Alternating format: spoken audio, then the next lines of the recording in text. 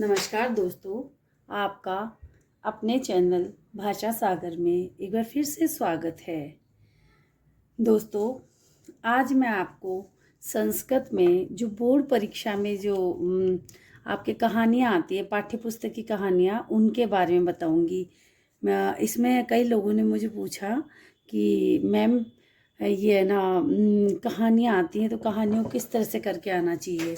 तो आपको कहानियाँ बड़े ही सिस्टमेटिक ढंग से प्रश्न में जो पूछे उसको करना है और उसको बहुत संक्षिप्त में करना है।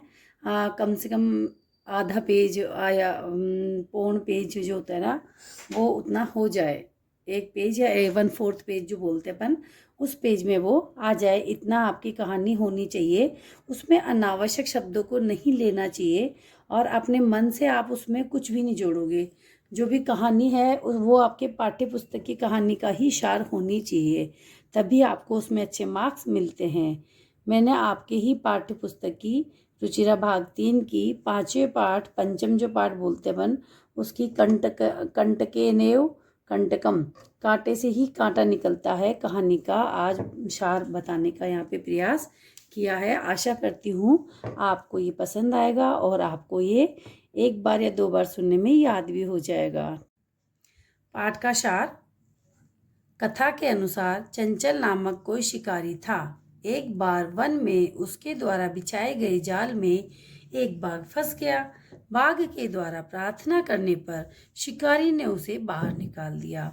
बाघ ने शिकारी से पानी लाने को कहा। पानी पीने के बाद बाघ ने कहा कि मेरी प्यास तो शांत हो गई, किंतु मैं भूखा हूँ, अतः मैं तुमको खाऊंगा। बाघ की कृतज्ञता को देखकर शिकारी नदी के जल के पास गया।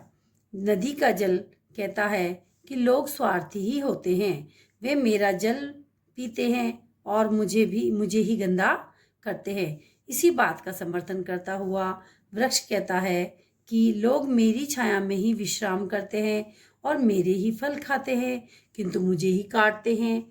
इसके बाद शिकारी अपनी व्यथा को वहीं पर स्थित एक लोमड़ी को सुनाता है। लोमड़ी अपनी चतुराई से इस बाघ को पुनः इसी जाल में फंसा देती है। वस्तुतः धूर्त और कपटी लोग जो होते हैं उनके साथ कपटपूर्ण व्यवहार ही करना चाहिए। इसमें कृतज्ञता शब्द आया था, इसका मतलब होता है एहसान फरामोश। जो आप किसी के प्रति अच्छा करते हो और वो उसको अच्छाई के बदले वो आपको नुकसान पहुंचाए, वो होता है कृतज्ञता। समझ गए? मैं आशा करती हूँ कि आपको ये मेरा वीडियो पसंद आया होगा। आप इसको 1-2 बार सुनेंगे तो आपको ये याद हो जाएगा।